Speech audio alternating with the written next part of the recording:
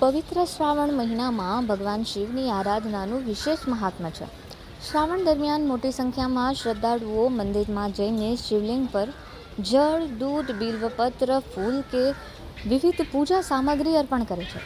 જો કે શિવલિંગ પર અર્પણ કરવામાં આવતી દરેક વસ્તુ પ્રસાદ તરીકે ગ્રહણ કરી શકાય કે નહીં, તે અંગે લોકોમાં ઘણી વખત મૂંઝવણ જોવા મળે છે. તેને લઈને સુરતના જ્યોતિષાચાર્યએ નિર્માલ્ય અને નૈવેદ્ય એ બંને વચ્ચેનો તફાવત સમજાવ્યો છે. જ્યોતિષાચાર્યના જણાવ્યા મુજબ શ્રાવણ મહિનામાં શિવ પૂજાનું વિશેષ મહત્વ છે અને સામાન્ય રીતે દરેક સોમવારે ભગવાન શિવની પૂજા કરવાની પરંપરા પણ છે.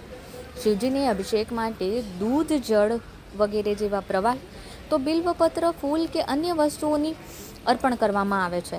કેટલીક વખત શ્રદ્ધાળુઓ માનતા અથવા બાધા પૂર્ણ કરવા માટે પણ શિવલિંગ પર મીઠાઈ અર્પણ કરે છે. શિવલિંગને સ્પર્શ કરીને અર્પણ કરવામાં આવેલી આવી પૂજા સામગ્રીને શાસ્ત્રીય પરિભાષામાં શિવ નિર્માલ્ય કહેવામાં આવે છે અને આ શિવ નિર્માલ્ય ગ્રહણ કરવાનો અધિકાર મહાદેવના ખાસ ભક્તોને જ આપવામાં આવ્યો છે અને આ વસ્તુનો ઉલ્લેખ શાસ્ત્રોમાં કરાયો છે, જે દરેક ભક્તોએ જાણવું જરૂરી છે. નમસ્કાર, કાશ્યપ ગુરુજી, સુરત.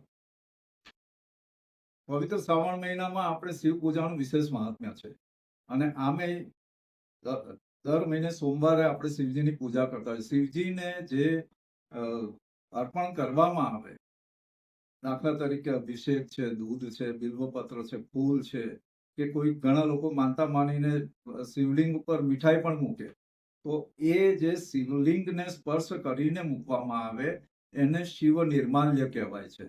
અને અભિષેક ને એનું જે સોમસૂત્ર થકી જે દૂધ વગેરે જે પ્રવાહી વહેતા હોય, તો એ પ્રવાહી વગેરે લેવાનો મનુષ્યોને અધિકાર નથી એવું શાસ્ત્રમાં જણાવેલું છે. એમના માટે શિવજીના ગણ ચંડેશનો અધિકાર છે અને એ સાથે શિવજીની પૂજા કરનારા જે તપોધન બ્રાહ્મણો છે, વિશેષ હોય એમની એ વિશિષ્ટતા છે, એ લોકો એ શિવ નિર્માલ્યનો પોતે ગ્રહણ કરી શકે. શિવલિંગ પર કરવામાં આવેલા અભિષેક બાદ સોમસૂત્રમાંથી જે દૂધ અથવા અન્ય પ્રવાહી બહાર આવે છે, તેને સામાન્ય મનુષ્ય દ્વારા ગ્રહણ ન કરવાનો શાસ્ત્રીય ઉલ્લેખ જોવા મળે છે.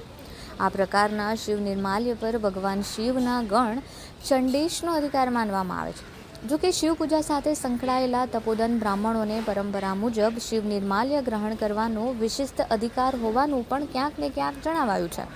જો શિવજીની સામે આપણે જેવી રીતે પંચોપચાર પૂજા કરીએ, ગંધ, પુષ્પ, ધૂપ, દીપ, નૈવેદ્ય, તો એમાં નૈવેદ્ય તરીકે જે કોઈ આપણે અર્પણ કરીએ, મીઠાઈ હોય કે ફળ હોય કે બીજી અન્ય વસ્તુઓ, આપણે રાંધેલો ખોરાક વગેરે, બધું જ તે જો અર્પણ કરેલું હોય નૈવેદ્ય તરીકે, તો એનો પ્રસાદ તરીકે ગ્રહણ કરી શકાય. એમાં કોઈ દોષ લાગતો નથી. કેટલાક જે પરંપરા પ્રમાણે જે સ્વયંભૂ શિવલિંગ હોય અથવા જ્યોતિર્લિંગ હોય, તો ત્યાં એ તીર્થ પ્રમાણે પોતાના નિયમો હોય છે અને ત્યાં એ રીતે પ્રસાદોનું વિતરણ થતું હોય છે.